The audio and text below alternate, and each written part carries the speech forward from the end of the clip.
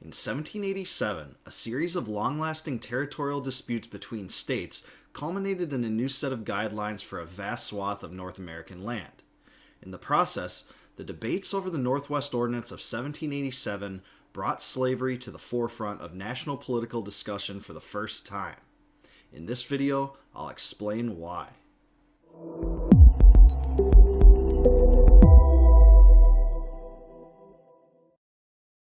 From the 1770s to the early 1780s, the newly formed American states were hardly united. During this time, the states quarreled over many issues, some of which surrounded land claims and territorial boundaries. Without a compact between states to recognize all the claims to land, frontiersmen often made embellished westward claims on behalf of their own states. In 1776, a confederated framework for government, the Articles of Confederation, was drafted by John Dickinson. The next year, the Second Continental Congress adopted the document. However, the Articles remained legally dormant for 4 years. This was because the ratification process was lengthy, primarily due to major land disputes between the states.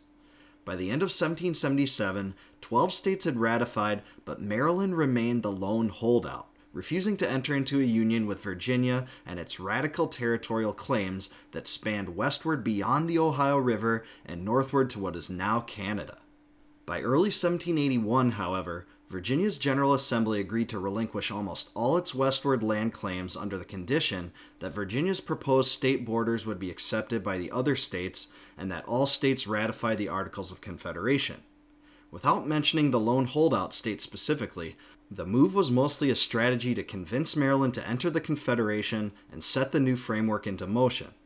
Consequently, Maryland did exactly so, ratifying the Articles in February of 1781.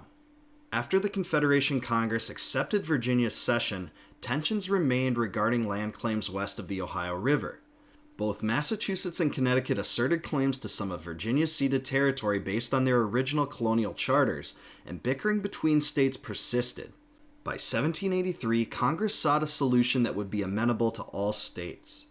Thomas Jefferson, serving in Congress as a delegate of Virginia, proposed the Land Ordinance of 1784, which would have provided such a solution. Jefferson's plan consisted of 4 important facets. First, that new states carved out of the territory would be made part of the United States and enter into the Confederation. Second, the new states would pay back a share of the congressional debt in relation to their population. Third, that the new state governments would take a republican form with state constitutions. Fourth, that the new plan would include an absolute prohibition on slavery and involuntary servitude in all states carved out of the territory after the year 1800. Jefferson designed his proposal primarily as an instrument to prevent the westward expansion of slavery for all time. However, he was soon filled with sorrow when he learned that the original plan failed to pass Congress by a single vote. In reference to the failure to prohibit slavery, Jefferson mourned that the voice of a single individual would have prevented this abomination. He lamented that heaven will not always be silent. The friends to the rights of human nature will in the end prevail. Congress amended Jefferson's plan and passed a version of the Land Ordinance of 1784 without the anti-slavery provision. In the next years, controversy over the region emerged yet again, as several prominent politicians criticized the plan to transition the Northwest Territory into states for a few general reasons. First, the western borders of the existing states would be affected by the boundaries of the territory. Second, some favored the gradual admission of new states rather than a rapid addition. Third, the region was sparsely populated, and the formation of new states would diminish the power of the existing states in the Confederation.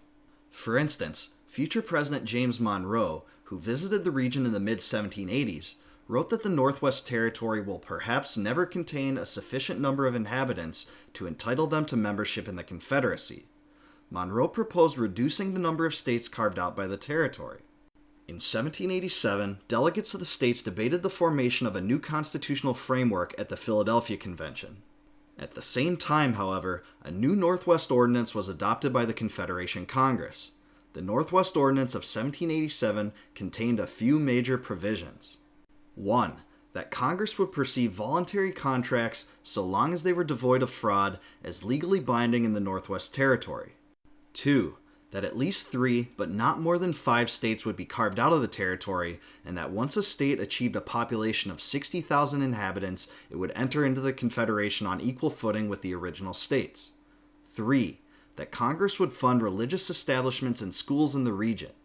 4. That provisional governments would be established by Congress with a governor, secretary, and judges for each segment of the territory that reached a population of 5,000. These provisional governments would remain until statehood was achieved and a Republican Constitution was drafted. 5. That slavery would be completely prohibited in the region, though a clause was inserted to guarantee the return of fugitive slaves. The passage held that there shall be neither slavery nor involuntary servitude in the said territory, otherwise than in the punishment of crimes whereof the party shall have been duly convicted. However, any person escaping into the Northwest Territory, from whom labor or service is lawfully claimed in any of the states, was to be captured and returned. 6. That a series of natural rights provisions would be included, guaranteeing the free exercise of religion, due process rights, jury trials in criminal cases, and habeas corpus.